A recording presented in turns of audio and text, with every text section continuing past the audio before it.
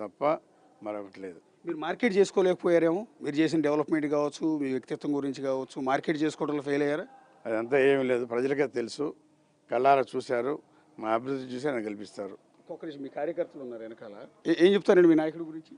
మా నాయకుడు ప్రభుత్వం ఉంటేనే కాదు, ప్రభుత్వం లేకపోయినా 15 సంవత్సరాల నుంచి తాగేదానికి నీళ్లు, అన్నం లేని అనాథులకంతా ఈ రోజుకి కూడా అన్నం పెడుతున్నాడు ప్రభుత్వంలో లేకపోయినా. అదే ఆయన గొప్పతనము.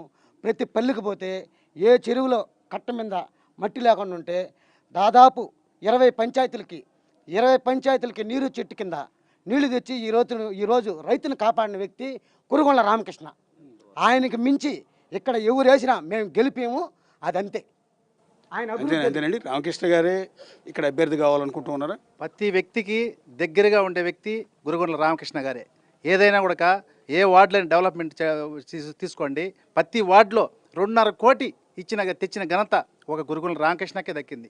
అంటూ ఏంటంటే ఏ చిన్న పిల్లడు ఇంటికి పోయినా నీ సమస్యల గురించి అదే ఎత్తుకెళ్ళాల్సిన అవసరం లే, ఎక్కడ బయటికి బాబాలే, దగ్గర పిలిపించుకొని మాట్లాడే వ్యక్తి గురుగొండ్ల రామకృష్ణ గారు.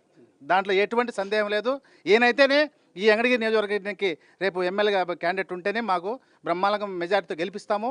అది కూడా అన్ని విధాలు మేము ఆయనకు సహకరిస్తాము.